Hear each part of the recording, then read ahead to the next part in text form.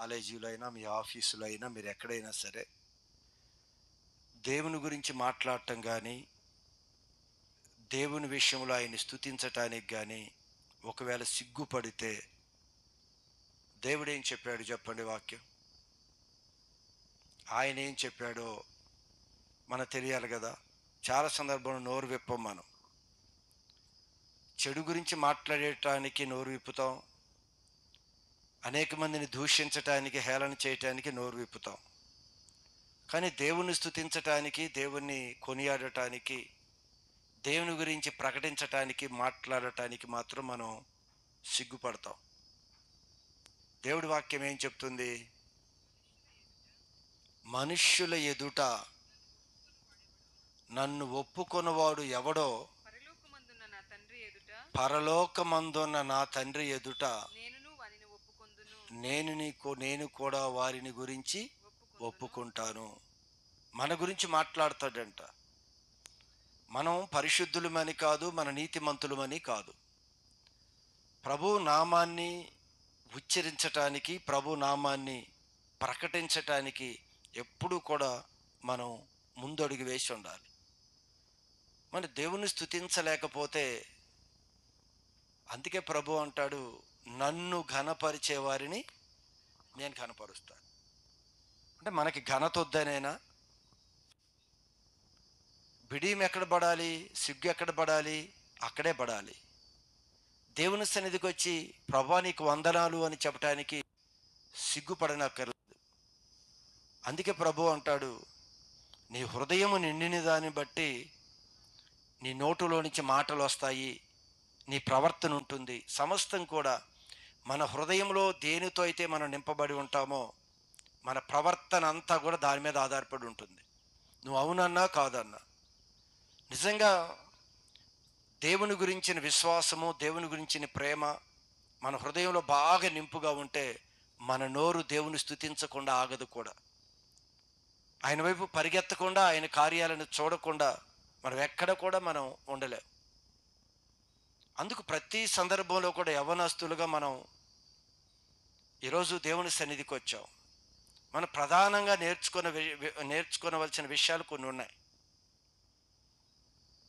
పెద్దవారు, వయసు వచ్చిన వారు ప్రభువును బాగానే ఒప్పుకుంటారు. పిల్లలు దేవుడి సన్నిధిలో మోకరించి దేవుని స్తుతిస్తారు. దేవుని స్తుతించటానికి సిగ్గుపడుతూ,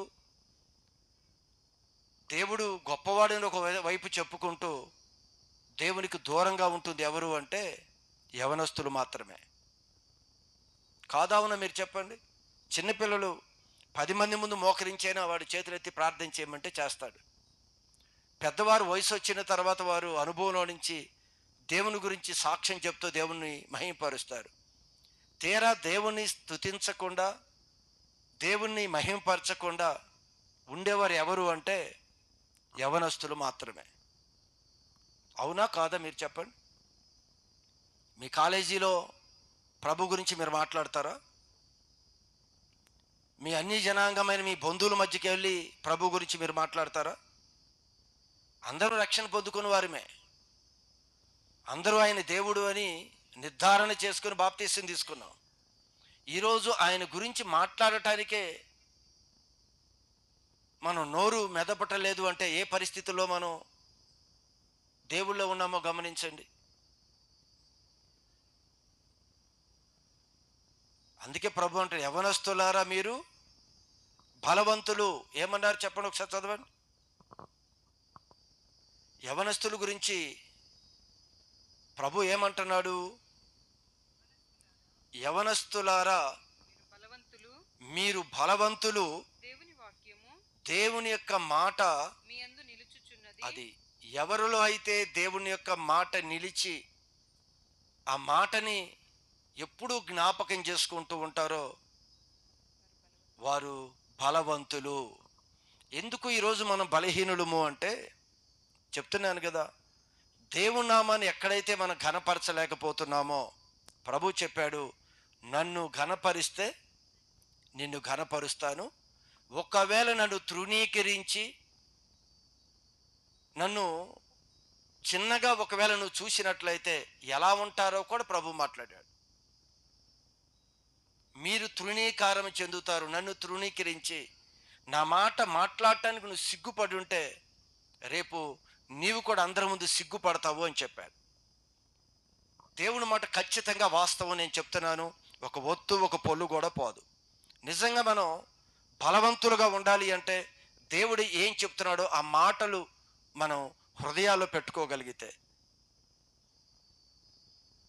నన్ను ఘనపరిస్తే నేను నిన్ను ఘనపరుస్తాను, ఒకవేళ నీవు నన్ను తృణీకరిస్తే నీవే తృణీకారము పొందుదువు.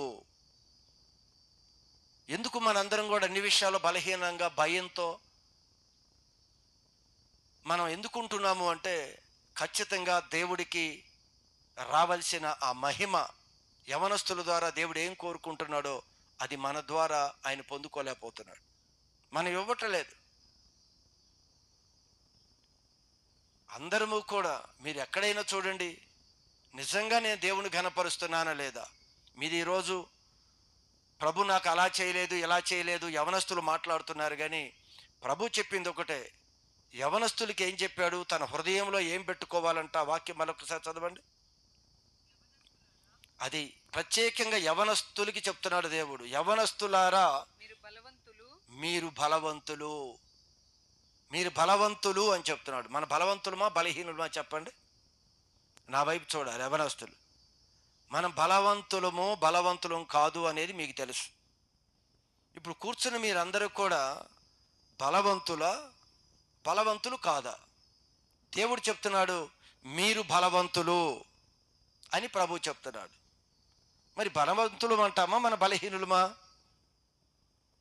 బలవంతులము. ఇంకా అనుమానం ఏంటి? మాట్లాడలేకపోతున్నారు. దేవుడే చెప్తున్నాడు. అసలు ప్రత్యేకంగా ఆయన పిల్లల గురించి చెప్తున్నాడు. ఆయన ఈ యవనస్తులకి ఆయన దేవుడుగా ఉన్నాడు కదా. అందుకే ఏ జనాంగానికి ఆయన దేవుడుగా ఉన్నాడు? ఏ జనాంగానికి లేడు. ఈరోజు ఈ యవనస్తులకి ఆయన దేవుడుగా ఉన్నాడు. ఆయన అంటాడు, నా మాట కానీ మీ హృదయంలో పెట్టుకుంటే మీరు బలవంతులు అవుతారు. నువ్వు దేవుడి సన్నిధికి వెళ్ళినప్పుడు 4 మాటలు కానీ నీ హృదయంలో రాసుకోగలిగితే దేవుడు అన్న మీరు బలవంతులే. ఎక్కడ ఈరోజు క్రైస్తవుడు బలహీనుడు కాడు. అందుకు అదే మాట ఇక్కడ ప్రస్తావిస్తూ దేవుడు అంటున్నాడు, యవనస్తులారా మీరు బలవంతులు. అది దేవుని యొక్క వాక్యాన్ని మీరు ప్రతిదీ విశ్వసిస్తున్నారు, ప్రతి మాట మీద నమ్మకం ఉంచుతున్నారు కనుక మీరు బలవంతులు. మీరు అపవాదిని జయించి ఉన్నారు. ఎప్పుడైతే దేవుని మాటని నీవు తీసుకుంటావో ఎవడు ఏ శత్రువు కూడా మన ముందు నిలబడడు. ఈ భూమి మీద మనల్ని అనగదొక్కి మనకన్నా ముందుకు వెళ్ళాలనుకొని ఎంతమంది ప్రయత్నం చేసినా, లోకంలో ఉన్న అపవాది తంత్రాలు ఎన్ని ఉన్నా సరే దేవుడు చెప్తున్నాడు ఏవి కూడా మీ ముందు నిలబడవు. అంత బలవంతులు మీరు. ఖచ్చితంగా ఈ మాటని మీరు విశ్వసించగలగాలి. ఖచ్చితంగా ప్రభు ఏం చెప్తున్నాడో మీరు గ్రహించాలి. మీరు గమనించండి, యవనస్తులని కోరుకునేవారు చాలామంది ఉన్నారు. ఈరోజు ఒక కంపెనీ కట్టారనుకోండి, దానికి ఎంప్లాయ్మెంట్ ఉంటుంది.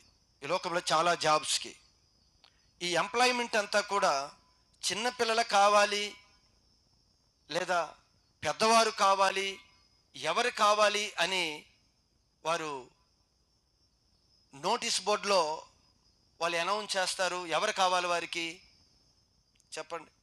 ఒక మిలిటరీ ఉంది, దేశాన్ని సంరక్షించే ఒక మిలిటరీ, లేదా ఒక పోలీస్ డిపార్ట్మెంట్ ఉంది, లేదా ఇప్పుడు మనం చదువుతూ ఉన్న సమయంలో ఒక సాఫ్ట్వేర్ జాబులు కానీ మళ్ళీ రకరకాల జాబ్స్, ఏ జాబ్ కావాలన్నా ఎవరిని రిక్రూట్ చేసుకుంటుంది? ఎవరు కావాలి వారికి? చిన్నపిల్లలు కావాలా, లేకపోతే ముసలివాళ్ళు పెద్దవారు కావాలా వారికి? అందరికి ఎవరు కావాలమ్మా?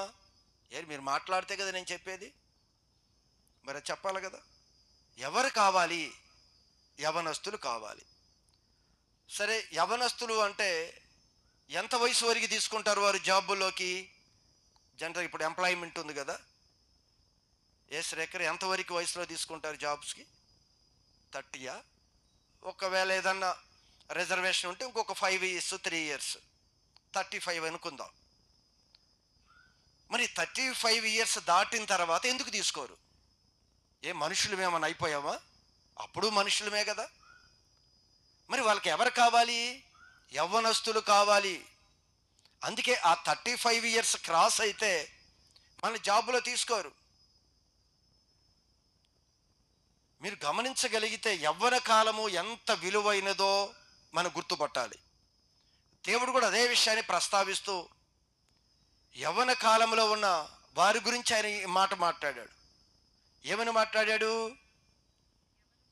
యవనస్తులారా, అది ఇది మనకి తెలియాలి అని చెప్పి, మీరు బలవంతులు బలవంతులు బలవంతులు, మీరు బలవంతులు. ఎంత బలవంతులు యవనస్తులు అంటే మీరు కూడా మీకు తెలుసు. యవన కాలంలో ఏది చెయ్యాలి అనుకుంటే అది చేయగలరు, ఏది చెయ్యాలి అనుకుంటే అది చేయగలరు. చాలా షార్ప్గా నిర్ణయాలు తీసుకుంటారు యవన కాలంలో. యవన కాలంలో దేనికి భయపడరు. ఇది నా వల్ల కాదు అనేది లేకుండా ప్రతిదీ నేను చేయగలను అనే ధైర్యం మీద అన్ని విషయాల్లో ముందుకు వెళతాడు యవనస్తుడు. చిన్నది పెద్దది కాదు. ఈ యవనస్తులు అందరికీ కావాలి. ఈరోజు లోకంలో ఉంటున్న కంపెనీస్కి కానీ, లేదా పోలీస్ డిపార్ట్మెంట్కి కానీ, మిలిటరీకి కానీ, చివరికి సాతానుకు కూడా ఎవరు కావాలి? యవనస్తులే కావాలి. మరి దేవుడికి ఎవరు కావాలి? దేవుడికి యవనస్తులే కావాలి. అది అందరూ కోరుకునేది ఏమిటి అంటే యవ్వనస్తులు. అంటే యవ్వన కాలం అనేది చాలా ప్రాముఖ్యమైనది అనే విషయాన్ని ముందు మీరు జ్ఞాపకం చేసుకోవాలి.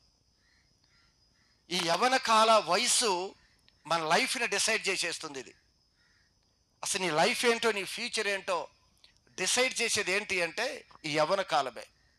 ఈ యవ్వన కాలము నీ ఫ్యూచర్లో ఎలా ఉంటావో డిసైడ్ చేసేది ఈ యవ్వన కాల వయసు. ఈ యవ్వన కాల వయసులో కానీ మనం విలువేంటో మనం తెలుసుకోగలిగితే ఖచ్చితంగా మనం ఏ పొజిషన్కి వెళ్ళాలో ఆ పొజిషన్కి వెళ్ళి మనం నిలబడిపోతాం. పూర్తిగా పాతాళానికి తొక్కివేయబడాలన్నా, మంచి స్థితిలోనికి వెళ్ళిపోవాలన్నా యవ్వన కాలంలో మనం తీసుకున్న నిర్ణయాలు, యవ్వన కాలంలో ఉన్న ఆలోచనలే మన లైఫ్ని, ఫ్యూచర్ని అవి డిసైడ్ చేస్తాయి. అంతేనా? ఇంకెవరు డిసైడ్ చేస్తారు? మనం అనుకుంటాం మనం డిసైడ్ చేస్తాము అని. మనం కాదు. మన వయసు డిసైడ్ చేస్తుంది, మన ఆలోచన డిసైడ్ చేస్తాయి. అందుకే యవ్వన కాలం ఎంత ఇంపార్టెంటో ఎరిగిన ప్రభు అంటాడు, యవనస్తులారా మీరు బలవంతులయ్యా. మీరు దేనికి భయపడతారు? చదవలేను, చదువు రాదు, ఆ ఉద్యోగం చేయలేను, వ్యాపారం చేయలేను, అది నా వల్ల కాదు, నేను ఆ గోల్ రీచ్ అవ్వలేను. దేనికి మీరు భయపడతారు? నా మాట కానీ మీ హృదయంలో ఉంటే, నేను చెప్పే మాటను కానీ మీరు జాగ్రత్తగా హృదయంలో పెట్టుకోగలిగితే మీరు శత్రువుని జయిస్తారు అని చెప్పారు. అదేదైనా, నీ ముందున్న కాంపిటేటివ్ ఎగ్జామ్స్ అయినా, నీ ముందు ఏ పరిస్థితి ఉన్నా కూడా శత్రువుని, అపవాదిని నువ్వు జయిస్తావు. ఎప్పుడు అంటే నేను చెప్పే మాటని నీ హృదయంలో నువ్వు పెట్టుకొని ధైర్యంగా నిలబడు. అందుకే యవ్వన కాలం అనేది చాలా విలువైనది. ఈ యవ్వనలో ఉన్న పిల్లలనే అందరూ కోరుకునేది, ముసలి వాళ్ళని కాదు, చిన్నపిల్లలనే కాదు. కనుక మనం లైఫ్ని డిసైడ్ చేసేది ఈ యవ్వన వయసు అయినప్పుడు ఈ యవ్వన వయసుని చాలా జాగ్రత్తగా మనం ఆలోచించుకోవాలి. అసలు దీన్ని ఎలా, ఏ స్థితికి దీన్ని మనం తీసుకొని వెళ్ళబోతుందో ఈరోజు మనకు అర్థం కాదు. బోల్డ్ నిర్ణయాలు ఉన్నాయి, బోల్డ్ ఆలోచనలు ఉన్నాయి మనకి. ఏదో చేసేద్దాం, ఏదో అయిపోతుంది అని. కానీ ఒక ఆలోచన లేకుండా కానీ, ఉద్రేకంలో నువ్వు ఏది చేసినా కూడా, నేను చెప్తున్నాను, ఈ యవ్వన కాల వయసు అది నీ జీవితాన్ని డిసైడ్ చేసేస్తుంది. ఖచ్చితంగా నీ జీవితం ఉన్నతంగా ఉండాలి అంటే యవ్వన కాలంలో వేసే ప్రతి అడుగు, ప్రతి ఆలోచన జాగ్రత్తగా ఉండాలి అనే విషయాన్ని మనం గమనించాలి. అందుకు ప్రభు అంటున్నాడు, నా మాట నీ హృదయంలో పెట్టుకో, నేను బలవంతుడిగా చేస్తాను. నేను ప్రతి సందర్భంలో కూడా మీరు దేవుడి విషయంలో దేవుడు ఉన్నాడు అని మీరు ఎరిగి ఆయన దగ్గరికి వచ్చారు. ఎంత వాస్తవం అంటే ఆయన ఖచ్చితంగా, ఒకవేళ మీరు అనుభవాన్ని చూసి ఉండకపోవచ్చు, ఖచ్చితంగా దేవుడు ఉన్నాడు. ఆయన మాట్లాడతాడు. ఆయన జీవము కలిగిన వాడు. ప్రతి విషయంలో కూడా క్షుణ్ణంగా నీ ముందు తీసుకొచ్చి నీతో మాట్లాడేవాడు దేవుడే. ఈరోజు మనకు అనుభవాలు లేక అదేంటి దేవుడు ఎలా చేశాడు అలా చేశాడు అంటావు. కానీ అందుకు ప్రభు అంటున్నాడు, ఇదిగో ఓ యవనస్తుడా, నీవు నీ యవనేచ్ఛల నుండి నీవు ఆ యవనేచ్ఛని విడిచి నువ్వు పారిపోవాలి అని చెప్పాడు. ఏమి విడిచి మనం పారిపోవాలి? యవన కాలంలో యవనేచ్ఛలు అని ఉంది అక్కడ. అంతేనా? తిమోతికి రాసి 2వ అధ్యాయం 22లో, 2వ తిమోతి 2వ అధ్యాయం 22వ వాక్య భాగాన్ని చూస్తే అక్కడ ఏమంటాడు? నీవు యవనేచ్ఛల నుండి. ఎవరితో చెప్తున్నాడు? యవనస్తునికి చెప్తున్నాడు. ఇది యవనస్తులారా మీరు బలవంతులు అని చెప్పాడు. మీరు దుష్టుని ఎదిరించగలరు అని చెప్పాడు. ఆ ఎదిరించి నువ్వు బలవంతులుగా కావాలంటే నేను చెప్పే మాటని జాగ్రత్తగా నువ్వు లక్ష్య పెట్టు. నా మాట మీద గురిపెట్టు అంటున్న దేవుడు అంటాడు, ఓ యవనస్తుడా, నీవు నీ యవనేచ్ఛల నుండి పారిపో. ఏం విడిచిపెట్టి పారిపోవాలంట? యవనేచ్ఛలు అంటే యవ్వన కాలములో వచ్చే ఇచ్ఛలు అంటే కోరికలు. ఆ కోరికలు విడిచి నువ్వు ముందు కొనసాగు. ఏవైతే మన యొక్క జీవితంలో వస్తున్నాయో వాటిని పక్కన పెట్టి నువ్వు ముందుకు వెళ్ళిపో. ఇవేం చేస్తాయి అంటే నీ లైఫ్ని స్పాయిల్ చేస్తాయి. నువ్వు అనుకున్న స్థితికి, టార్గెట్లోకి అవి వెళ్ళనవు నిన్ను. ఎన్నో ఆలోచన యవన కాలంలో వచ్చాయి. అందుకే ప్రభు అంటాడు యవనేచ్ఛలు అంటే పెద్దవారికి వచ్చే ఇచ్ఛలు, కోరికలు వేరు, చిన్నపిల్లల కోరికలు వేరు, యవనస్తులకు ఉండే కోరికలు వేరు. అన్నీ ఒక కోరికలు కాదు. వయసు మీదబడిన వారు, మరీ వృద్ధులకు ఉండే కోరికలు వేరు, నడిప్రాయంలో ఉన్నవారు కోరికలు వేరు, యవనస్తులు ఉండే కోరికలు వేరు, చిన్నపిల్లలకు ఉండే కోరికలు వేరు. కనుక ఇప్పుడు ఎవరి గురించి చెప్తున్నాడు? చిన్న పిల్లల కోరికల వల్ల నష్టం లేదు, పెద్దవారి యొక్క కోరికల వల్ల ఇప్పుడు నష్టం లేదు. యవ్వనస్తులు, అది యవ్వన కాలం చాలా విలువైనది కనుక మీరు తీసుకునే ప్రతి అడుగు మీ యొక్క ఫ్యూచర్ని అది నిర్ణయిస్తుంది, అదే డిసైడ్ చేస్తుంది. కనుక జాగ్రత్త అని చెప్తున్నాడు ఆయన. ఏమని చెప్పాడు? మీరు యవనేచ్ఛల నుండి మీరు పారిపోండి. అంటే ఎక్కడికి పారిపోవటమో కాదు, ఆ ఇచ్చిన కోరిక ఏదైతే నిన్ను పక్కకి తీసుకొని వెళుతుందో దాన్ని విడిచిపెట్టి నువ్వు ముందుకు ప్రయాణం చేయి. ఎక్కడికి ప్రయాణం చేయాలి? ప్రభు చెప్తున్నాడు కదా, నా మాట నీలో ఉండగలగాలి. ప్రభు ఏం చెప్తున్నాడు? ఆ మాటను పట్టుకొని ఆ శరీరంలో వచ్చే ఇచ్ఛలు, కోరికలు, అదేదైనా అవ్వచ్చు. ఎన్ని రకాలుగానూ మనసు వెళ్ళిపోతూ ఉంటుంది, ఒక రకంగా కాదు. ఈ యవన కాలంలో మనకి అమితమైన గర్వం మనలో ఉంటుంది. ఎదుటి వాళ్ళు లెక్క చేసే మనసు మనలో ఉండదు. ఎదుటి వాళ్ళు తృణీకరించే మనసు, పెద్దలు గౌరవించే మనసు ఉండదు మనకి. పెద్దల యొక్క మాటకు లోబడే మనసు ఉండదు. ఇదంతా యవనేచ్ఛలే. వాడు చెప్పేది ఏంటి, నేను ఇనేదేంటి, ఇవే యవనేచ్ఛలు. ఇవన్నీ కూడా యవనేచ్ఛలు అంటే 1, 2 కాదు, బోలెడు ఉన్నాయి. అందుకు ప్రభు అంటాడు, యవనేచ్ఛలను విడిచి నువ్వు పారిపో, ముందుకు వెళ్ళిపో. ఎందుకండి? దీని యొక్క జీవితాన్ని డిసైడ్ చేస్తుంది. ఈ యవన కాలంలో దాటిన తర్వాత నువ్వు ఆలోచించినా నీకేమీ దొరకదు, ఏమీ మిగలదు నీకు. ఇంకా తర్వాత కాలంలో నువ్వు ఎన్ని ప్రయత్నాలు చేసినా కూడా నీ జీవితంలో అన్నింటిలో నువ్వు ఓడిపోతావు. ఖచ్చితంగా యవనేచ్ఛలని నీవు అధిగమించాలి. దేవుడు వాక్యాన్ని వింటున్న మనందరం కూడా ప్రతిదినం దేవుడు ఏం చెప్తున్నాడో వాటిని పక్కన పెట్టి దేవుని మాటను బట్టి కానీ దాన్ని మనం విడిచిపెట్టి ముందుకు వెళ్ళగలిగితే దేవుడు చెప్తున్నాడు మనం బలవంతుడమే. అందుకే యవనేచ్ఛను విడిచిపెట్టి ముందుకు వెళ్ళు. ఈరోజు యవనస్తులుగా మనందరం ఉన్నాం. కూడి వచ్చిన అందరూ కూడా యవనస్తులే. ఈ యవ్వన కాలం యొక్క వయసు యొక్క విలువ చాలా విలువైనది. అది ఆల్రెడీ యవ్వన కాలంలోకి ఎంటర్ అయిపోతున్నాం. ఎండింగ్లోకి వచ్చిన వారు ఉన్నారు, ఈ యవ్వన కాలంలో కొనసాగుతున్న వారు ఉన్నారు. ఒకవేళ ఇది ఆటకాయితనంగా చూస్తే, ఆటకాయితనంగానే ఈ వయసుని కానీ మనం తీసుకుంటే చేతులు, జీవితం అనేది పూర్తిగా స్మాష్ అయిపోతుంది. వెళ్ళలేం, గమ్యానికి ఎక్కడికి వెళ్ళలేం.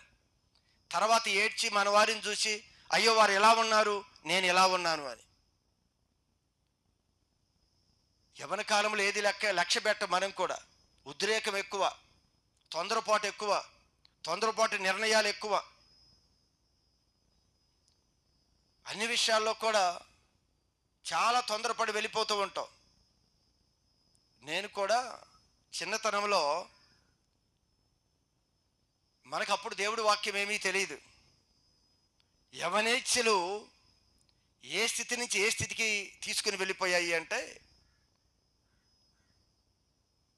అంత పెద్ద పెద్దవారు ఉండేవారు ఊర్లో, కానీ యవనస్తులమైన కొంతమంది మేము బజారులోకి వీధిలోకి వెళ్ళిపోతే అందరూ భయపడిపోయేవారు.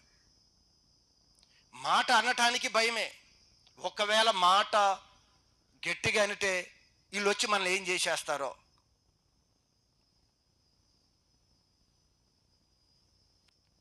అంటే ఆ వయసులో ఏం చేస్తారో మనకు అర్థం కాదు. చదువుకునే వయసు ఉంది, చదువుకుంటూ ఉంటాం. మరి చదువుకుంటూనే ఉండేటప్పుడు యవనేచ్ఛలు కొన్ని ఆలోచనలు కొన్ని మన బయటికి తీసుకుని వెళ్ళటానికి ప్రయత్నం చేస్తాయి. వాటిని ఈరోజు వాక్యం ఉంది కాబట్టి మనం గుర్తుపట్టగలం, లేదా ఆ రోజు మనకి గుర్తులేదు.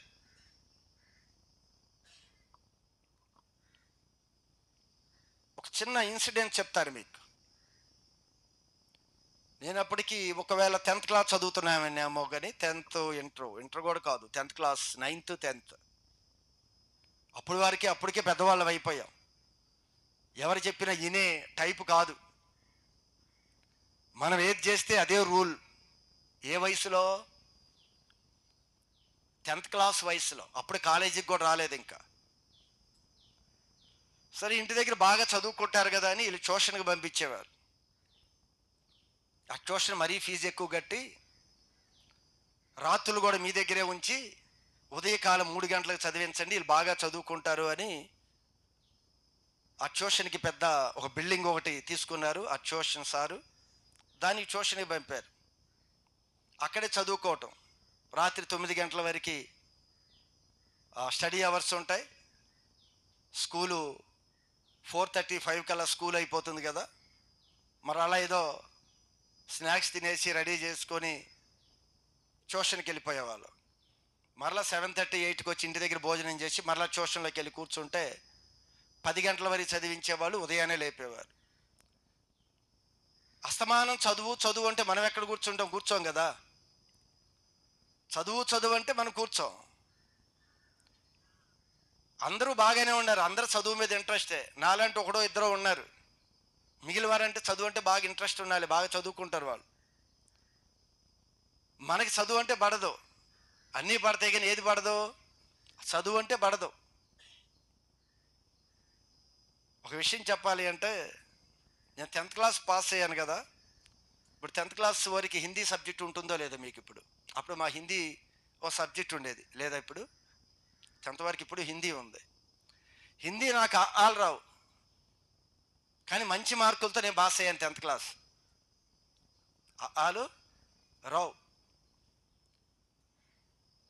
ట్యూషన్లోకి వెళ్ళినప్పుడు ట్యూషన్లో ఉదయాన్నే 3 గంటలకు చదివిస్తున్నారు వీళ్ళు.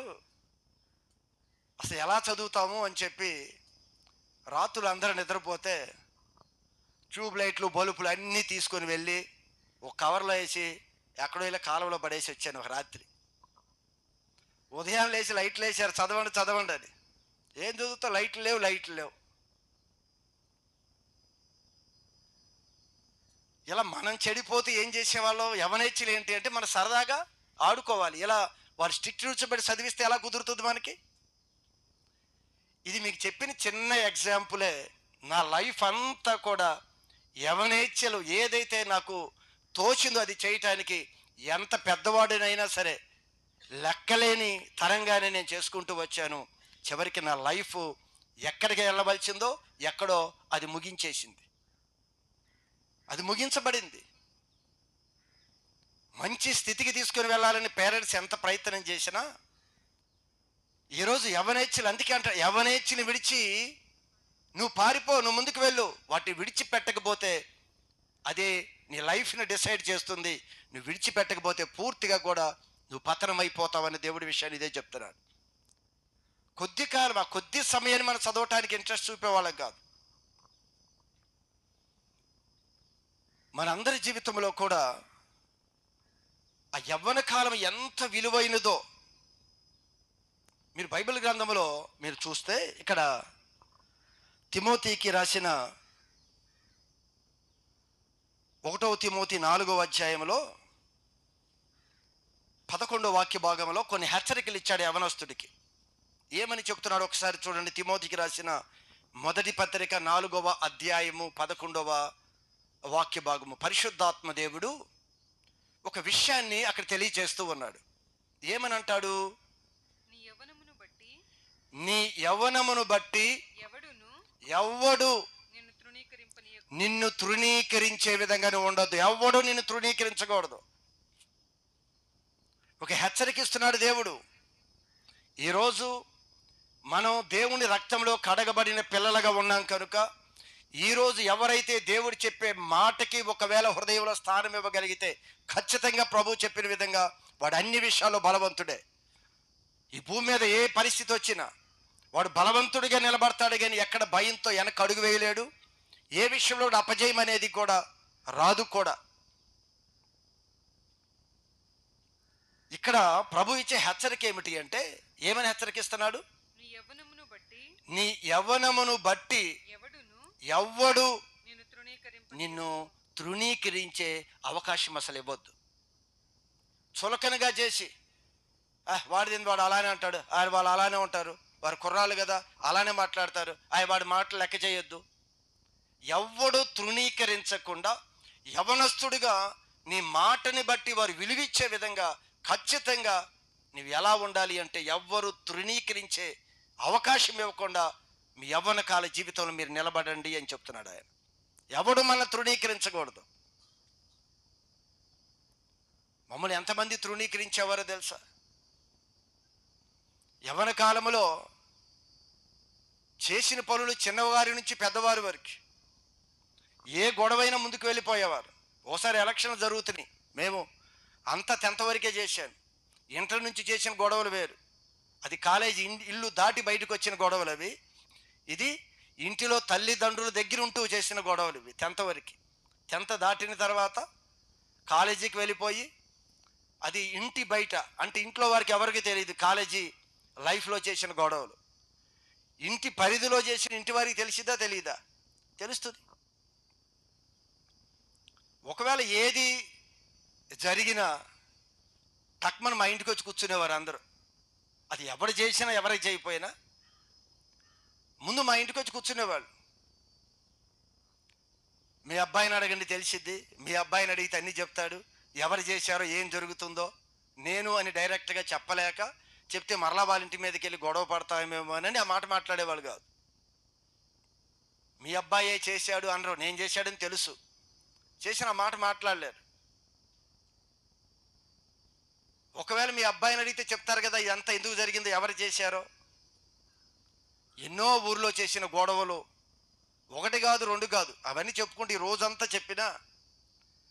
ఎందుకు ఆ విషయం చెప్తున్నానంటే, అందరూ తృణీకరించే విధంగానే ఆ యవ్వన కాలం అంతా కూడా చాలా సమయం దాని కొరకు అయిపోయింది. పెద్దలను గౌరవించే పరిస్థితి లేదు, పెద్దల మాటకు లోబడే పరిస్థితి లేదు, ఎవడి మాటకి విలువిచ్చే పరిస్థితి లేదు. గొడవలకైనా ముందుకు వెళ్ళిపోవటమే. పెద్ద వయసు కాదు, 10th క్లాస్ అప్పుడు వయసు నాది. ఈరోజు యవనస్తులుగా 9th 10th వాళ్ళు కూడా యవనస్తులు కూడికి రమ్మన్నాను. అమ్మగారు అంత చిన్నపిల్లలు ఎందుకు అంది. నాకు తెలుసు ఆ 9th 10th నేను ఏం చేశానో నాకు తెలుసు కనుక మరి అదే రేంజ్లో ఉండేవాళ్ళు ఉంటారు అనుకుంటున్నాను నేను. మా అంత లేకపోయినా ఎంతో కొంత ఉంటారు. రోజు ఇరాని ట్యూషన్ జరుగుతూ ఉంది. సార్ పడుకున్న రాత్రి 11, 12 అయింది. 12 గంటలకు బయలుదేరాం. ఒక 6 బ్యాచ్ దొంగతనానికి వెళ్ళాం. ఏం దొంగతనం చేస్తాం? ఏం దొంగతనాలైనా చేసేది చెట్టు కాయలో. దొంగతనాలు ఇళ్లలో పడి దొంగతనాలు కాదు, అసలు అలాంటివి లేవు. ఏదైనా అల్లరి చేయటం, గొడవ చేయటం అంతవరకే. వెళ్ళాం. రాత్రి 11:30, 12 అయింది, అర్ధరాత్రి. ఇప్పుడు ఏదో కాయలు కావాలంటే ఎవరో పెరట్లోకి వెళ్ళాలి. సరే, అది చీకటైనా, అది అమావాస్య అయినా మనకు లైట్లు ఏమి అక్కర్లేదు. ఎటు నుంచి ఎటు వెళ్ళిపోతే, దేనిలోకి వెళ్ళిపోతే పగలంతా చూస్తాం కదా, ఊరంతా మందే కదా. వెళ్ళాం. ఒకరోజు జరిగిన ఇన్సిడెంట్లో చాలా జరిగిందంటే ఒకటే చెప్తాను నేను. వెళ్ళాం, గోడ దూకారు, చెట్టు ఎక్కేవాడు ఎక్కాడు ఆ చీకట్లోనే. ఆ ఉన్న చెట్టుకి ఆ దొడ్లో నిమ్మ తోటలు కానీ, సీతాఫలం అన్ని చెట్లు ఉన్నాయి, పెద్ద కాంపౌండ్ అది. పగలేళ్ళు వెలిగితే ఏంట్రా నీకు ఇచ్చేదని ఆ ముసలమ్మ కర్ర తీసుకుంది. సరే, ఈ ముసలం ఎట్నే చేసేది, ఇలా కర్ర తీసుకుంటుంది. పైన స్కూల్కి బ్యాగులు వేసుకుని వెళ్ళేటప్పుడు జరిగింది. ఏంటి మనం అంటే లెక్కలేదు వీళ్ళకి అని వెళ్ళిపోయాం. రాత్రి 11:30కి బయలుదేరాం. వెళ్ళాం అదే పెరట్లోకి. తినటానికి అవన్నీ తినేవి కాదు, మొత్తం కోసి వాళ్ళ ఇంటి ముందు పారేయటానికే. యవనేచ్చులంటే మనం ఏదైనా మన ఆడనేది ఏంటి, ఒకడు నాకు చెప్పేది ఏంటి, అది మంచి చెప్తున్నాడో చెడు చెప్తున్నాడో నాకు అనవసరం. నేను ఏది అనుకున్నానో అది చెయ్యాలి. నన్ను మాట అన్నాడు అంటే మాటకి ప్రతీకారం తీర్చుకోవాలంతే.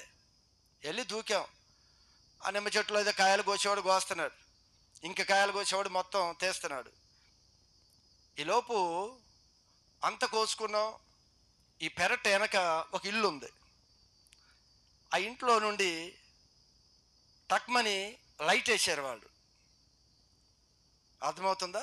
వెనక లైట్ వేశారు. లైట్ వేయగానే మరి పెరట్లోకి లైట్ పడింది. అది వేరే వాళ్ళ ఇల్లు, ఈ పెరట్ వేరేది.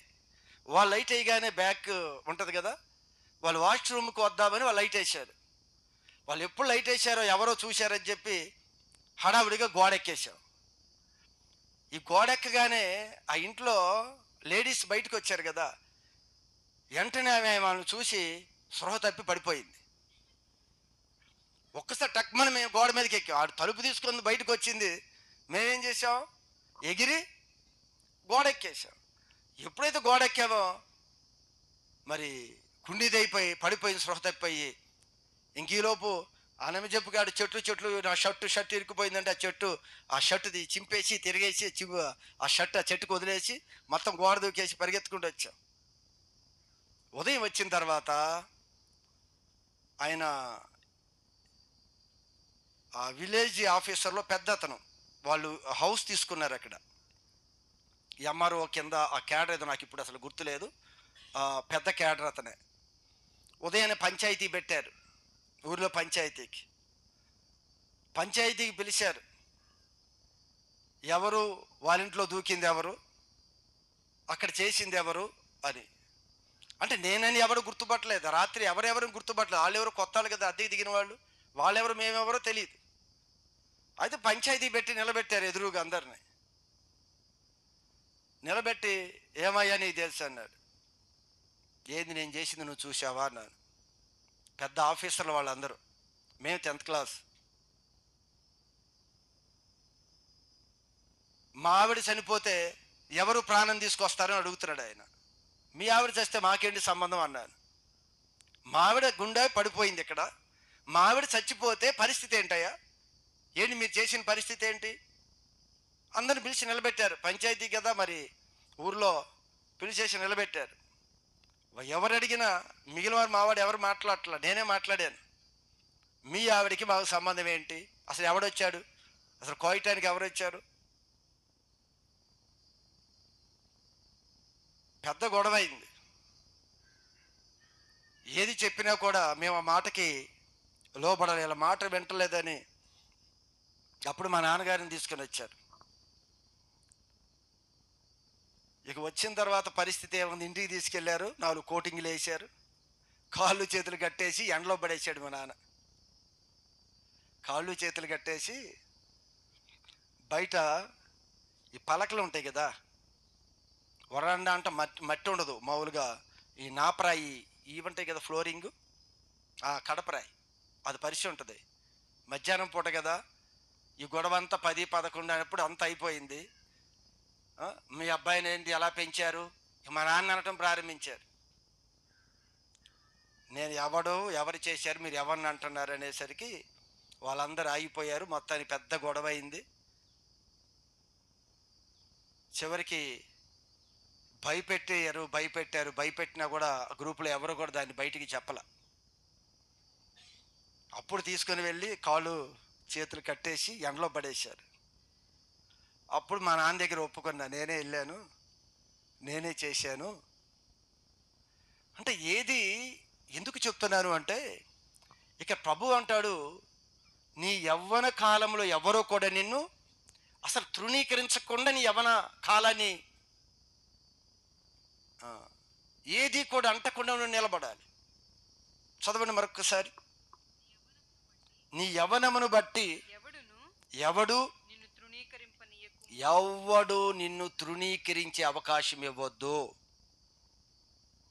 ఇప్పుడు నా వల్ల మా పేరెంట్స్ని తృణీకరించేశారు, నన్ను తృణీకరించారు. ఊరిలో ఏది జరిగినా కూడా అన్నీ మన మీదకి ఎలా వచ్చాయి అంటే, మనం చేసినవి చేయలేదు అని చెప్పలేదు, కానీ చేసినవి అలానే చేశాం. చివరి కుటుంబానికి అందరి మధ్య అవమానకరంగా అదే విధానం అలవాటైంది. అలానే కాలేజీకి వెళ్ళాం, అలా యూనివర్సిటీకి వెళ్ళాం, ఎక్కడికి వెళ్ళినా కూడా ఎక్కడ కూడా నిలబడలేదు.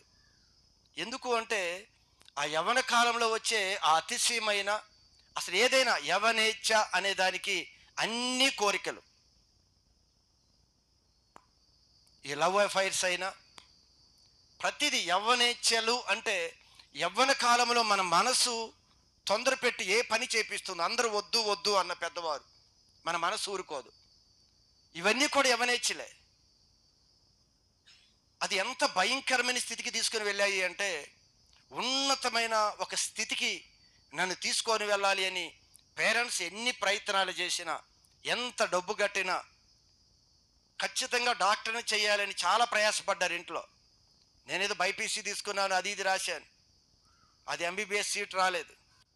సీట్ రాకపోయినా ఇటు చదవాలని డొనేషన్ కట్టారు నాకు బెంగళూరులో. డొనేషన్ కట్టి అక్కడ జాయిన్ చేశారు, బెంగళూరులో జాయిన్ అయ్యాను. అక్కడ జాయిన్ అయ్యి కుదురుగాలేను. అక్కడ ఉంది ఒక 6 months ఆ కాలేజీకి వెళ్ళింది కూడా ఎక్కువ రోజులు లేదు. ఎన్నో విషయాలు అవన్నీ చెప్పే సమయం కాదు, కానీ అన్ని విషయాల్లో కూడా పూర్తిగా నా జీవితాన్ని అంతా స్పాయిల్ చేసుకొని, ఏ చదువు, ఈరోజు ఒకవేళ డిగ్రీలు నా దగ్గర ఉండేవి, కానీ డిగ్రీకి తగిన విద్య అనేది నా దగ్గర లేదేమి. డిగ్రీలు ఉన్నాయి, బోల్డ్ డిగ్రీలు, బోల్డ్ స్పోర్ట్స్ సర్టిఫికెట్స్ ఉన్నాయి, బోల్డ్ డిగ్రీస్ ఉన్నాయి, అన్నీ ఉన్నాయి, కానీ సబ్జెక్ట్ ఏమైనా ఉందా అంటే ఏ సబ్జెక్ట్ అయితే ఏమి లేదు. డిగ్రీ నేను ఎగ్జామ్ రాయకుండా డిగ్రీ ఫస్ట్ క్లాస్లో పాస్ అయ్యాను. నేను దొంగ సర్టిఫికేట్ కొనటం కాదు, మీలాగానే క్లాస్ రూముల్లోనే ఎగ్జామ్ జరిగింది. నేను ఎగ్జామ్ రాయకుండా నాకు ఫస్ట్ క్లాస్ వచ్చింది డిగ్రీ. అంటే చేసే పనులు ఎలా చేసేవని చెప్తున్నాను. దానివల్ల మనకు ఒరిగింది ఏంటి? ఆ రోజు నేను గొప్పవాడిని, నేను సర్టిఫికేట్ సంపాదించుకున్నాను అనుకున్నాను. చివరికి జీవితంలో సబ్జెక్టు లేని విధంగా ఏ విధంగా అయిపోయామో, ఈరోజు యవ్వన కాలాన్ని కానీ ఒకవేళ తృణీకరించి అదే అవుతుంది, అదే జరిగిద్ది అనుకుంటే ఏది మన చేతికి చివరికి దొరకదు. పూర్తిగా ఎంత స్పాయిల్ అయ్యి ఏం చేశానో అవి నాకు తెలుసు. మీకు చెక్కేది 1-2% మీకు చెప్తుంది నేను. అసలు 10th కాదు, చిన్నతనం నుంచి చివరికి నా స్టడీస్ అంతా, అది కూడా ఒక మాట చెప్పాలంటే, మరలా దేవుని నేను తెలుసుకునే వరకు నా జీవితంలో ఎదురైంది లేదు, నేను భయపడింది దేనికి లేదు. ఎప్పుడు దేనికి నేను భయపడలేదు, దేనికి నేను రాజీ అవ్వలేదు. ఏం చెయ్యాలి అనుకుంటే చేశాను. అది ఎంత ఖర్చు అయినా, అంత పెద్దదైనా, ఎంత గొప్పదైనా సరే ప్రతిదానితో ఏ రోజున వెనకడుగు కూడా వేయలేదు నా జీవితంలో. అందుకే జీవితం అంతా కూడా పూర్తిగా స్పాయిల్ అయిపోయింది, జీవితం మొత్తం పాడైపోయింది. ఈరోజు అదే దేవుడు అంటున్నాడు, యవనస్తుడా, నీవు యవనేచ్ఛల నుండి నీవు దూరంగా వెళ్ళు. ఎలక్షన్ టైంలో కూడా మా మామయ్య ప్రెసిడెంట్గా ఉన్నప్పుడు ఎవడో వచ్చేదో గొడవ పడ్డాడు. నేను అప్పుడు చిన్నవాడినే. ఏదో వచ్చి దీని గురించి ఊర్లో అది గ్రామంలో అది చేయలేదు, ఇది ఏదో మాట్లాడుకుంటూ గొడవ పడుతూ ఉన్నారు. గొడవల్లో ఆయన చెయ్యేసి నెట్టాడు. వెంటనే పక్కన ఉన్న కర్ర తీసుకొని నేను తల మీద వేసి కొట్టాను. బోల్డ్ మంది ఉన్నారు, ఎవరు ముందుకు రాలేదు. ఆయన ఏం చేయలేదు, గొడవలో నెట్టాడంతే, ఏం పడిపోయి నెట్టుడు కాదు, చెయ్యేశాడంతే మీద. సక్కమని నాకు పక్కన చూస్తా ఉన్నాను, ఆ పని కర్ర తీసుకొని కొట్టేశాడు. మరి అందరూ తృణీకరించే విధంగా నేను జీవించానా? అందరూ మెచ్చుకునే విధంగా జీవించానా? నాకు నేను చేసింది గొప్పదే, కానీ చివరికి జీవితంలో మంచి భయంకరమైన స్థితికి తీసుకుని వెళ్ళింది ఏంటి అంటే యవ్వన కాలంలో యవ్వనేచ్ఛలు. అందుకే బైబిల్లో అంటాడు, ఒకన ఎదుట సరే అయినదిగా. ఒకసారి మీరు చూడండి, సామెతలు 16:25లో, సామెతల పుస్తకము 16వ అధ్యాయము 25వ వాక్య భాగము. ఒకని మార్గము వాని దృష్టికి యథార్థముగా కనబడును. అది నా మార్గం నా దృష్టికి ఎలా కనిపించింది ఏమ్మా? ఈరోజు మీరు కూడా ఏమనుకుంటారు? అన్నిట్లో అలా ఉంటే మనం గొప్పాలనుకుంటారు అని మనం అనుకుంటాం. అందరూ మన హీనంగా చులకనగా చూస్తారనేది ఎవరికి తెలియదు. ఈరోజు గొడవకి వెళ్తేనో, ఇష్టానుసారంగా మాట్లాడితేనో, అందరిని తృణీకరిస్తేనో, అందరిని హేళన చేస్తేనో ఏదో మెచ్చుకుంటారు, గొప్పవారని అనుకుంటున్నాం. అందుకే ఇక్కడ దేవుడు సామెతల పుస్తకము 16:25లో అంటాడు, ఒకని మార్గము ఎవరి దృష్టికి? వాని దృష్టికి యథార్థంగానే కనబడు. నేను చేస్తుంది నాకు మంచిదే, నా దృష్టికి నేను ఎంచుకున్న మార్గాలు నాకు కరెక్టే. ఈరోజు మీ దృష్టికి కూడా మీరు చేస్తుంది కరెక్టే అని మీరు అనుకుంటున్నారు. దేవుడు అంటున్నాడు, యవ్వన కాలము చాలా విలువైనది.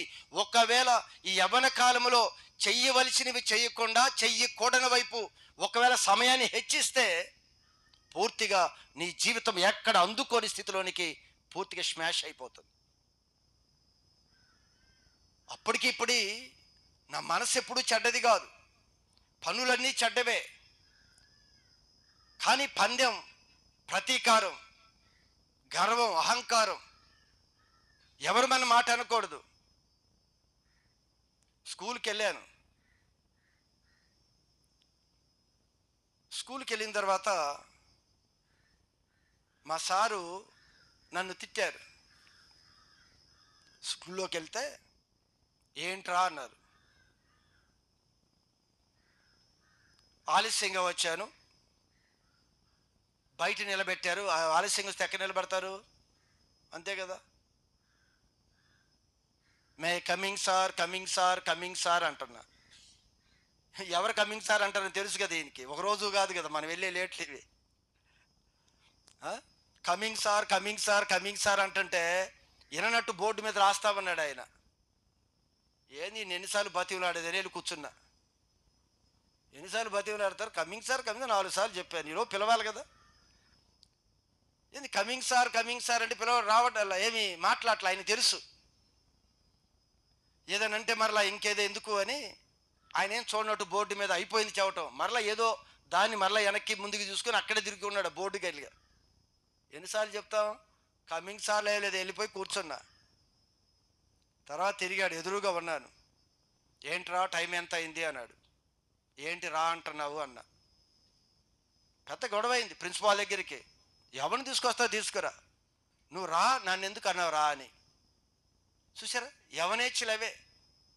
పెద్దవారు వాళ్ళు టీచరు, వాళ్ళందేంటి రా అన్నారు. రాన్న పదానికి నేను ఒప్పుకున్నానంటే నేను ఒప్పుకోలేదు. అందుకే స్థితి ఎలా దిగజారిపోయిందో నేను చెప్తున్నాను మీకు. నేను గొప్ప గురించి విషయాలు చెప్పలేదు.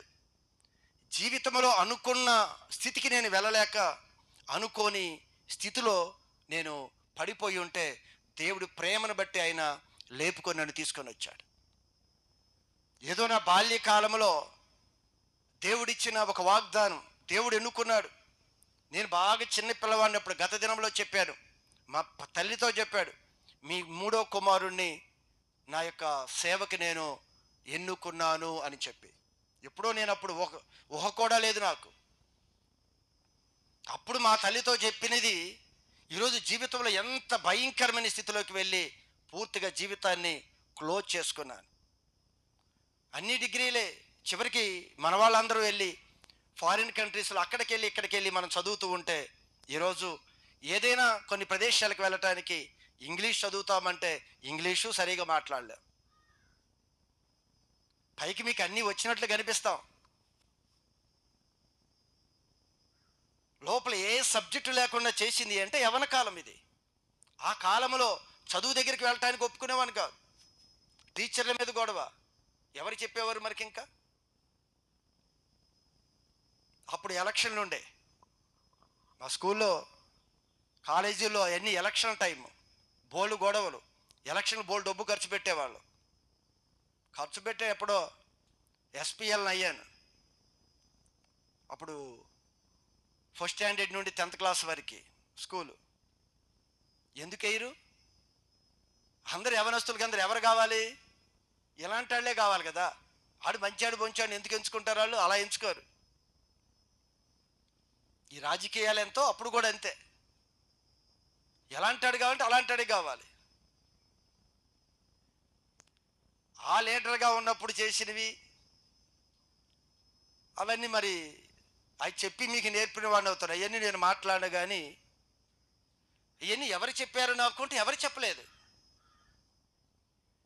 చివరికి అంత స్థితిలోకి వెళ్ళవలసిన పరిస్థితిని పూర్తిగా దిగజారిపోయింది, ఏది లేకుండా అయిపోయింది.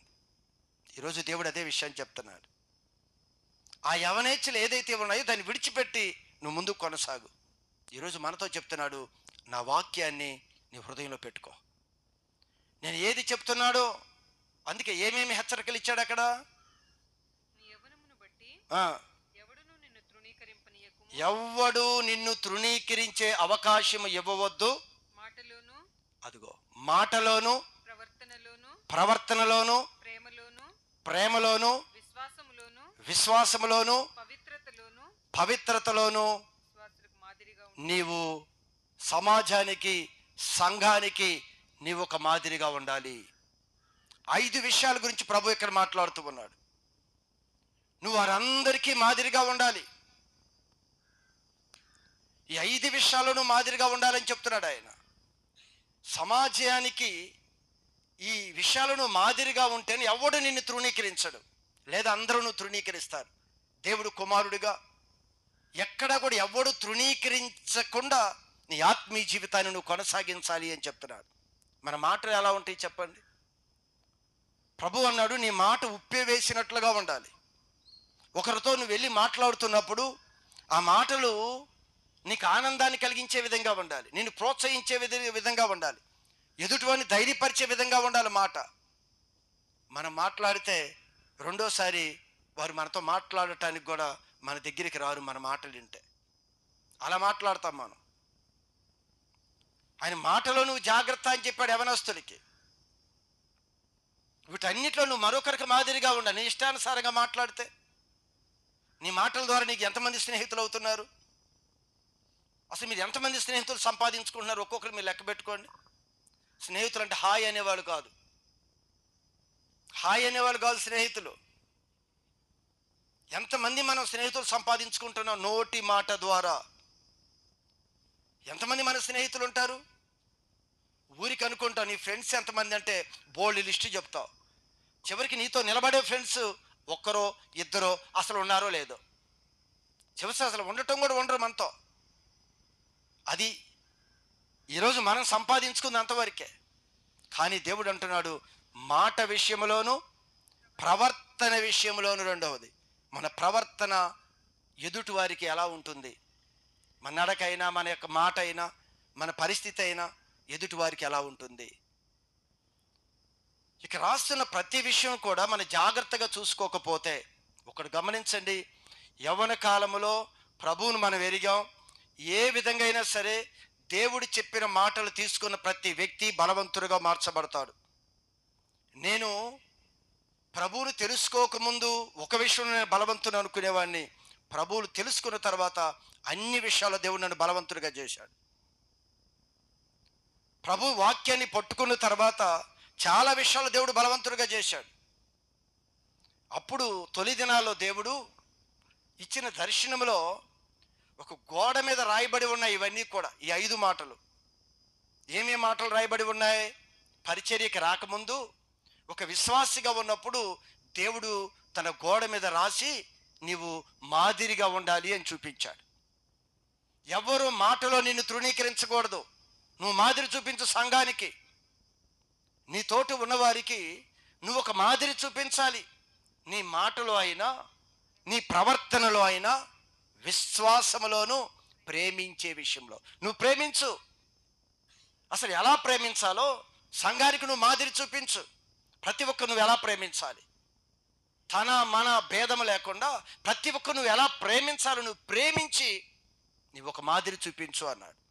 ఈరోజు నీవైనా, నీ కుటుంబానికైనా, నీ స్నేహితులకైనా, నీ ఇరుగు పొరుగు వారికైనా, యవనస్తులుగా మనం ఎంతమంది మాదిరి చూపిస్తాం చెప్పండి. మన దృష్టికి మనం వెళుతున్న మార్గం మనకి కరెక్ట్ అంతే. నేను కరెక్ట్ అనుకోనే ఎన్ని కోల్పోయానో, దేవుడు అది కరెక్ట్ అనుకోవద్దు. మీ దృష్టికి మీరు నేను చేస్తుందే మంచి, నేను వెళుతున్న మార్గం అని మీరు అనుకోవద్దు.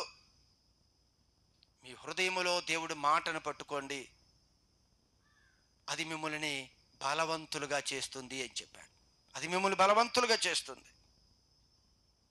అందుకు మాట, ప్రవర్తన. మూడవది ప్రేమించే విషయం. మనం నిజంగా ప్రేమిస్తామని చెప్పండి. నిజంగా మన తోటి వారిని ఎంత ప్రేమిస్తామని చెప్పండి. ఈ యవ్వన కాలంలో మన సాధన చేసి మనం నేర్చుకోగలిగితే ఎవ్వరి ముందు ఏ రోజు కూడా అసలు మనం తల ఉంచుకోమండి. నేను చెప్తున్నాను, ఎక్కడికి వెళ్ళినా, ఒకవేళ నీ చదువు తక్కువైనా, నీ జ్ఞానం తక్కువైనా, దేవుడు చెప్పిన ఈ 5 క్వాలిటీస్లో కానీ నువ్వు సమాజానికి మాదిరి చూపించగటం నేర్చుకుంటే, నీకు ఎంత చదువున్నా, నీ చిన్న వ్యాపారమైన, ఉద్యోగమైనా సరే ఘనంగా దేవుణ్ణి నిలబెడతాడు. చేతిలో ఏది లేకపోయినా సరే మంచి స్థితిలో అందరూ గౌరవించుకునే విధంగా, అందరూ మెచ్చుకునే విధంగా, అందరూ నిన్ను పలకరించే విధంగా, అందరూ కూడా నువ్వు ఉంటే బాగుండు, నువ్వు నాతో ఉంటే బాగుండు, మనం కలిసి ప్రయాణం చేస్తే బాగుండు. ప్రతి ఒక్కరూ మనల్ని తన జీవితంలో వారు చేర్చుకునే విధంగా ఉండాలి అంటే ప్రభు చెప్తున్నాడు, యవనస్తులారా, ఇదిగో మీరు ఎవ్వరూ తృణీకరించకుండా ఉండే విధంగా మీ యొక్క జీవితాలు నిలబెట్టండి. ఇదిగో మాటలో, ప్రవర్తనలో, ప్రేమలో, విశ్వాసములో, పరిశుద్ధతలో నీవు ఒక మాదిరిగా ఉండాలి. ఎంత విలువను తీసుకొస్తుందో తెలుసా? ఈరోజు కాళ్ళు అట్లా అవుతున్నారు, ఇట్లా అవుతున్నారు. ఒకసారి లేచి నిలబడండి, ఒకసారి లేచి నిలబడండి అమ్మ. అందరూ కాళ్ళు ఫ్రీ అవుతాయి కదా. అట్లా అవుతున్నారు, ఇటు వంగుతున్నారు, వెనక్కి వెళ్తున్నారు. సజీవ్ కూడా అటు ఇటు తిరగబడుతున్నాడు. ఆడు కాళ్ళు ఇటు తిప్పుతున్నాడు, అటు తిప్పుతున్నాడు. కొందరు కూనేపాట్లు పడేవాళ్ళు ఉన్నారు. ఆ కూనేపాట్లు పట్టడం వలన అందరూ విని మార్చుకుంటారని దేవుడేం పిలవల. ఎంతమంది మార్చుకుంటారో అది అంతమందే మార్చుకుంటారు. క్వాంటిటీ ముఖ్యం కాదంట దేవుడికి. క్వాలిటీ కలిగిన ఒక ఇద్దరు దేవుడి మాటలు విని నిలబడ్డా చాలు. దృష్టి మనం ఉండేది కొంచెం సమయం. ఆ మాటలు మనకి ఇబ్బందిగా ఉండుండొచ్చు, కానీ ఖచ్చితంగా ఒక విలువైన జీవితాన్ని మనకు కావాలి అంటే ప్రభు యొక్క మాట అది వాస్తవం. అందుకే నా మాట మీ హృదయంలో పెట్టుకోండి అన్నాడు. ఏం మాటలు అంటే చెప్తున్నాడు, ఇదిగో మాటలో మాదిరి చూపించు. నువ్వు ఎలా మాట్లాడుతున్నావు, మాటలో ఎంతమంది నువ్వు తృణీకరిస్తావు, ఎంతమంది చులకనగా మాట్లాడతావు? ఎంతమంది లేనప్పుడు ఎవరి గురించి నువ్వు మాట్లాడతావు? ఇది నీకు విలువనిస్తాయి అనుకుంటున్నావు. ఒకరోజు అందరూ చేదరించుకొని ఊరికి పలకరిస్తారు. ఒక టైం వచ్చినప్పుడు ఓ ఇలాంటి వాడు ఎలాంటిది అని అందరు మిమ్మల్ని నెట్టేస్తారు. మీరు గుర్తుపెట్టుకోండి. ఎవడు దరిదాపులకు రానివ్వడు మిమ్మల్ని. ఈరోజు నా మాట బాగుంది అని అనుకుంటున్నావు. ఈరోజు ఎలా మాట్లాడిన వ్యక్తిని నీతో దగ్గరగా చూసిన స్నేహితుడు రేపు దినాన్ని ఏమనుకుంటాడు? నువ్వు గొప్పవాడివి, గొప్పదానివి అనుకోరు. ఇలాంటి స్వభావము అని వాళ్ళ అమ్మా నాన్నలకి ఎప్పుడో చెప్పుంటారు. వాళ్ళు నీతో బాగానే ఉన్నా ఇదిగో తిని నోరు తెరిస్తే ఎలాంటిది, తిని ప్రవర్తన ఎలాంటిది, ఇదిగో ఎలాంటివి చేస్తుంది, నీ ముందు హాయ్ అంటారు బాగానే. చివరికి నీ గురించి నీ గుట్టంతా కూడా వీధిలో పెట్టేసేసారు ఆల్రెడీ. నీకు అర్థం కాదు ఇప్పుడు. నా గుట్టంతా వీధిలో పెట్టేశారు, నేను డమ్మీని, ఊరికి అందరూ అలా భ్రమపడుతున్నారు. ఒకరోజు ఒంటరిగా విడిచిపెడతారు, దేనికి మనం తీసుకుని వెళ్ళిపోరు, ఏ విషయం మనం కలుపుకోరు, మనం అలానే విడిచిపెడతారనే తెలియదు ఈరోజు. మీరు గమనించండి. జీవితం విలువైనదిగా ఉండాలి అంటే ఖచ్చితంగా దేవుడు వాక్యం ఏం చెప్తుందో ఆ వాక్యాన్ని బట్టి మన జీవితంలో తృణీకరించకుండా ఎవ్వరు నేను ఉండగలను అనే విషయంలో చెప్తున్నాడు. నువ్వు నీ పొరుగు వారి విషయంలో నువ్వు ఎలా ప్రేమిస్తున్నావు, నీ ప్రవర్తన విషయంలో ఎలా జాగ్రత్తగా చూసుకుంటున్నావు. యవనేచ్ఛలో ఎటో ఏదో చెయ్యాలి, ఎక్కడికో వెళ్ళాలి, ఏదో మాట్లాడాలి, ఏదో పగ తీర్చుకోవాలి, రకరకాల ఆలోచనతో మనం వెళ్ళిపోతున్నావు. ఒకవేళ ఏది నువ్వు చేసినా కూడా ఇదిగో ఈ యవ్వన కాలము లోపు దీని తర్వాత ఎవ్వరికి నువ్వు అక్కర్లేదు. పొలిటికల్ లీడర్స్ కూడా యవనస్తులు కావాలి, వాడి మీద వీడి మీద రాళ్ళు వేయటానికి. నువ్వు బాగానే రాళ్ళు వేస్తావు. ఇప్పుడు నీ వయసు దాటిన తర్వాత మరొక యవనస్తుడు వస్తాడు, నిన్ను విలువ లేని వ్యక్తిగా పక్కకి నెట్టేస్తారు వాడుకొని. అప్పుడు అందరూ చెబుతారు నువ్వు ఎలాంటి వాడివో. నువ్వు రాళ్ళు వేసేటప్పుడు అనుకుంటావు, అబ్బో నేను ఎమ్మెల్యే దగ్గర ఉన్నాను, ఎంపీ దగ్గర ఉన్నాను, ఫలానాడి దగ్గర ఉన్నాను, నువ్వు అనుకుంటున్నావు. అంతే భ్రమ. నీ గురించి లోకం చెప్పుకుంటుంది, ఒక్క మంచి కూడా మన గురించి చెప్పుకోదు. ఈరోజు సంఘంలో నువ్వు ఉన్నా, నువ్వు కుటుంబంలో ఉన్నా, అందరికీ మాదిరి జీవితాన్ని జీవించకపోతే ఎవరు లక్ష్య పెట్టరో, విలువ లేని వ్యక్తిగానే మనం మిగిలిపోతాం. అలా ఉండకూడదు అని దేవుడిని యవనస్తులారా మీరు బలవంతులో, మీ దేవుని మాట మీ హృదయంలో ఉంది, అపవాదిని శత్రువుని జయించగలిగే మీకు బలం ఉంది, దేనిలైనా మీరు జయిస్తారు, మీరు ఖచ్చితంగా నిలబడండి అని చెప్పాడు. ఖచ్చితంగా ఒక తీర్మానం చేసుకోవాలి. మనం కూర్చుందాం అందరం కూడా. ఒక మంచి తీర్మానం మన జీవితంలో ఉండాలి. ఈరోజు మనం అనుకున్న విధంగా మనం చేస్తున్నది అన్నీ కూడా మీరు గమనించండి. ఒక మాట మన నోటిలో నుంచి దొర్లి వెళ్ళిపోతే మన ప్రవర్తన మన ప్రక్కవాడికే కదా తెలిసింది అనుకుంటున్నావు, అది ఎప్పుడో వారి వీధిలోకి ఈడ్చుకొని వెళ్ళిపోతున్నారు దాన్ని. ఈరోజు నీకు బయటపడకపోవచ్చు. అది నీ ప్రవర్తన వీధిలోకి తీసుకుని వెళ్ళిపోతున్నారు నీ పక్కన వాళ్ళే.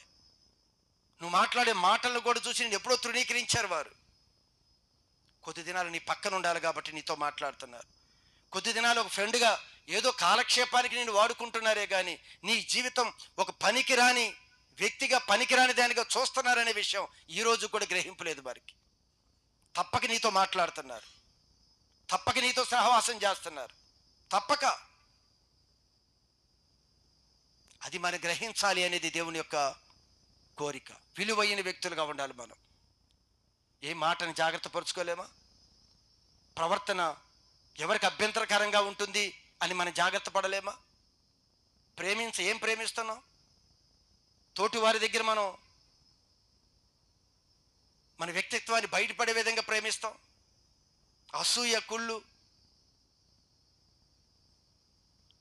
ఎవరైనా మంచిగా ఉంటే వాళ్ళని పొగడలేం మనం. మంచి మార్కులు వస్తే వాళ్ళని ఘనపరచలేం. ఈ మంచి క్వాలిటీస్ అన్నీ కూడా ఖచ్చితంగా దేవుడు నేర్పుతాడు.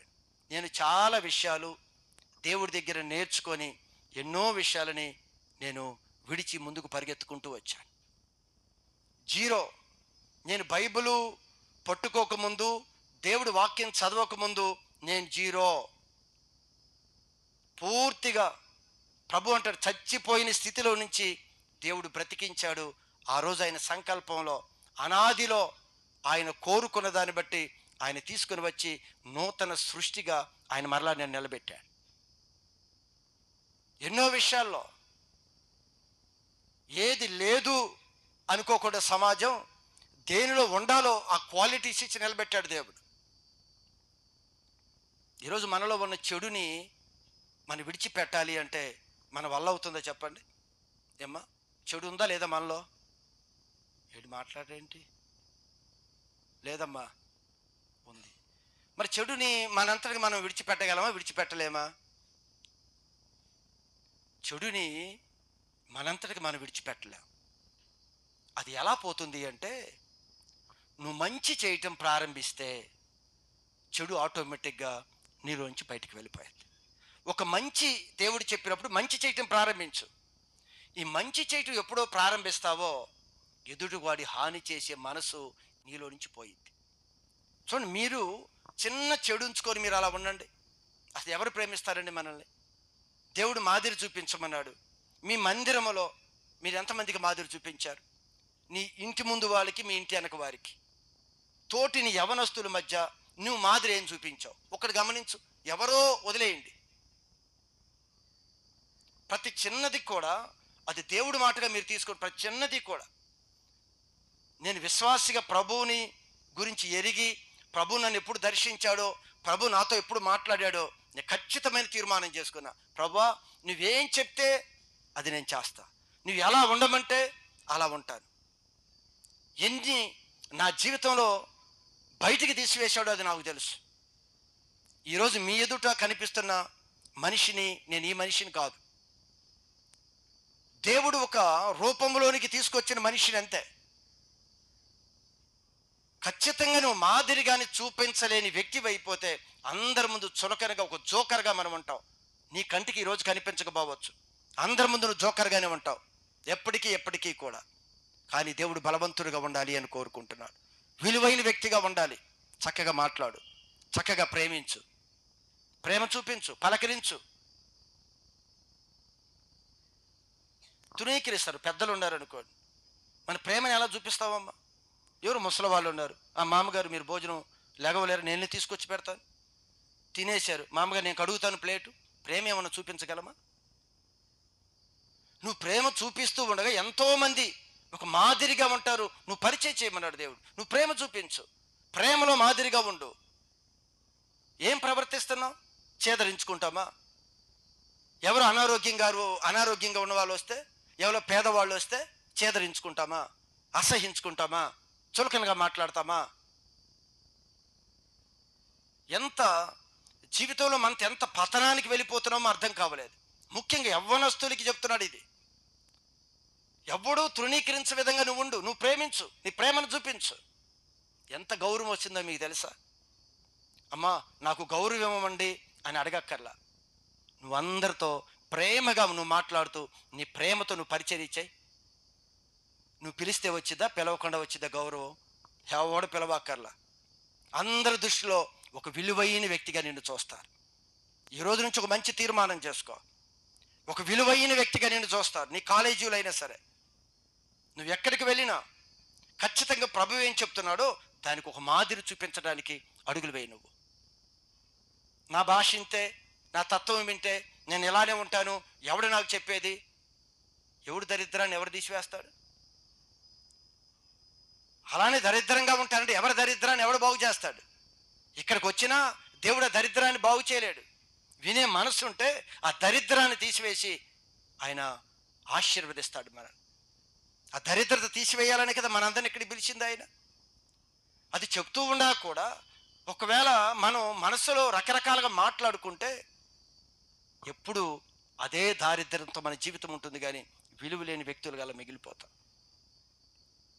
ఈ రోజు నుంచి మంచి తీర్మానం చేసుకొని ఏ విషయంలో మాదిరి చూపించాలి చెప్పండి? మీరు ఏ విషయంలో చెప్పండి? మొదటిది అందరూ చెప్పండి, మాట్లాడే విషయంలో మాదిరి. ఏంట్రా అందరూ మాట్లాడతాం, ఎలా పలకరిస్తావు? నీకన్నా పెద్దవాళ్ళతో నువ్వు ఎలా మాట్లాడుతున్నావు?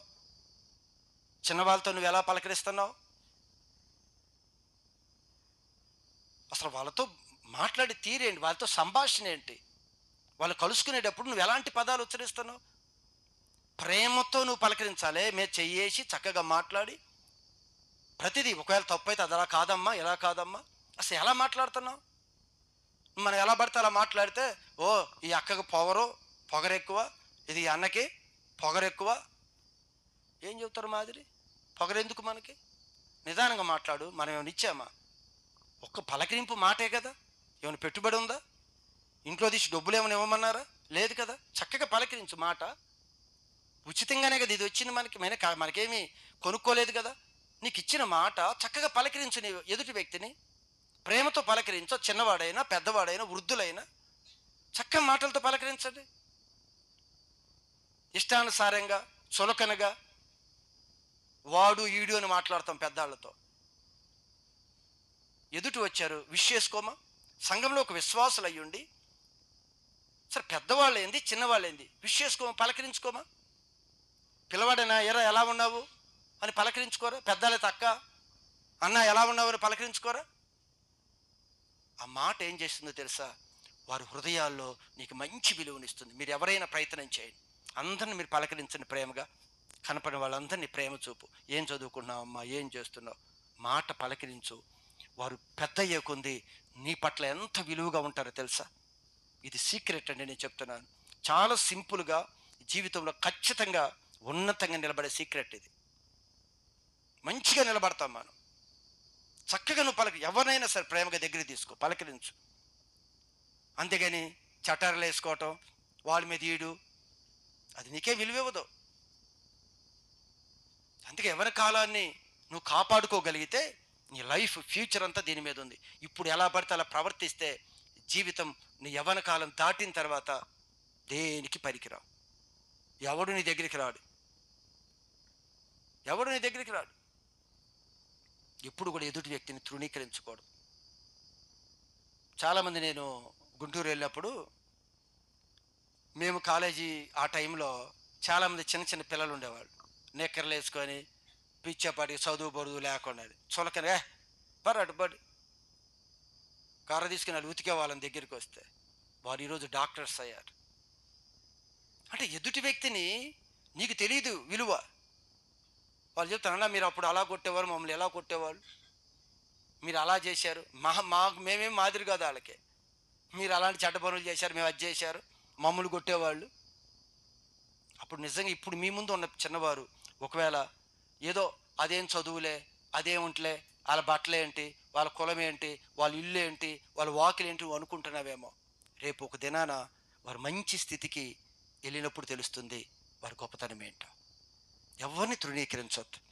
ప్రతి ఒక్కరిని, ఆడు పేదాడో ఎలాంటి స్థితిలో ఉన్నా నువ్వు పలకరించడం నేర్చుకో. మొట్టమొదటిగా మాట చాలా ప్రాముఖ్యమైనది, మంచి విలువనిస్తుందండి. నేను చెప్తున్నాను, దేవుడు నాకు చెప్పిన మాటే మీకు చెప్తున్నాను. దేవుడు చెప్పిన తర్వాత నేను ఇవన్నీ నేర్చుకున్నాను. లేకపోతే నేను అసలు పలకరించను. వాడితో మనకేంటి, వాడు పలకరించకపోతే నేను ఎందుకు పలకరించాలి? ముందు నువ్వా నేనా? నీకు అవసరమైతే నువ్వు పలకరించు, నాకు అవసరం లేదు. అంతేనా మనం అనేది? నేను చూసా తలంచుకొని వెళ్ళింది నిన్నట్టు, మొన్నడు తలంచుకొని వెళ్ళించుకుని నువ్వు వెళ్ళి పలకరియ్యి. ఇప్పుడు పోయింది, పెట్టుబడింది ఇక్కడ. మనం పలకరించాం, వాళ్ళు చేస్తే నేను ఎందుకు చేయాలి? ప్రభు అన్నాడు, నువ్వు మాదిరి చూపించవయ్యా. వాళ్ళకి లేదు మాదిరి, వాళ్ళు అలానే ప్రవర్తిస్తే నీకు చెప్తున్నా నేను, నువ్వు ఒక మాదిరి చూపించు. మాట్లాడి వెళ్ళి పలకరించు, ప్రేమ చూపించు. ఇవి చాలా చిన్నవి, జీవితంలో చాలా విలువైనవి. నేను చెప్తున్నా, చాలా విలువైనవి. పెద్దలను గౌరవించడం, వాళ్ళు ఎలాంటి వారైనా మనకు అనవసరం. గౌరవమే. చులకనగా చిన్నది ఏదైనా పో అనటం అది సరైన పద్ధతి కాదు. ఒకరిని తృణీకరించే స్వభావాన్ని ఎప్పుడు నేర్చుకోకూడదు. సాధ్యమైనంత వరకు పెద్దవారు ఎవరైనా నువ్వు సహాయం చేయి.